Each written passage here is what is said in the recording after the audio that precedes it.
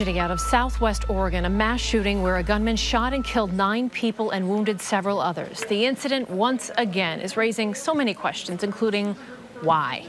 Why does this keep happening in the United States? Joining us now to offer some insight is Dr. Erik Fisher. He's an Atlanta psychologist who specializes in treating people that are suffering from depression and anxiety. It's good to have you here. I'm sorry it's under these circumstances. Right, yeah. Let's throw an image up on your TV screens. We're going to talk about some of these statistics. There's a graphic that captures the violence in our schools. This dates back to Columbine in 1999. The numbers are hard to wrap your head around. This tragedy is hard to wrap your head around. So, given your research, given everything you have researched in your career, what is going on in the mind? Do we even understand what is going on in the mind of someone who commits this kind of crime? Well, we can obviously look at a mental health connection, and all these individuals seem to have some issues with mental health. What often plays into their psychological dynamic is emotion. It affects all of us. And what I see as a common denominator is a feeling of hatred. But what I teach about hatred is that hatred protects. So you have individuals who often felt lonely, isolated, misunderstood, abandoned, and that results in feelings of weakness that then drives a desire to try to have more power and take power away from others.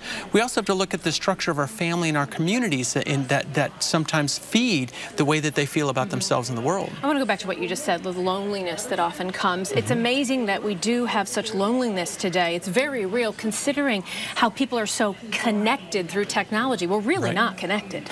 Well, those connections are very superficial. They're not necessarily real. I can have all these friends on Facebook, but that's where we get popularity by clicks anymore. It's not depth of relationships, it's the number of relationships I have. And our kids aren't really learning how to have deep, connected relationships, so their attachments suffer. And they don't know how to build relationships as they get older, so they're wandering around blind.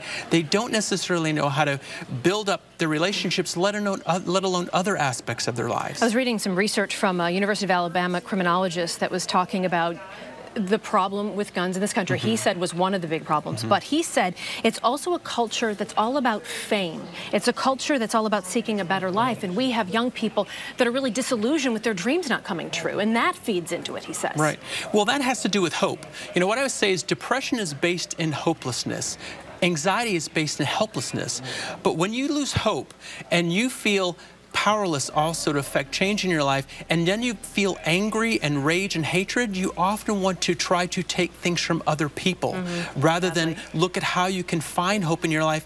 But hopelessness is such a painful difficulty that we've discussed so many problems, and there are so many problems. So how do you solve this? To me, we have to look at building communities. And that has to start with building trust. We have to see that we have to build stronger families. And that begins with building trust, as well as educating parents. We as adults have to see that this happened on our watch. And therefore, there's something we're not doing. There's something we need to learn about how we see emotions, how we see ourselves, and making sure that our children are getting that education that'll help them navigate life more successfully, rather than raising them on television, Xbox, computer, social media. It's not working, folks. And we have to see the ways that we need to change it within ourselves and our family first. Dr. Erik Fisher, thank you so much for your insight. Appreciate it. And unfortunately, we're having this conversation again. Thank you for having me. Thank you. Jeff? Meanwhile, the debate over gun control continues to spark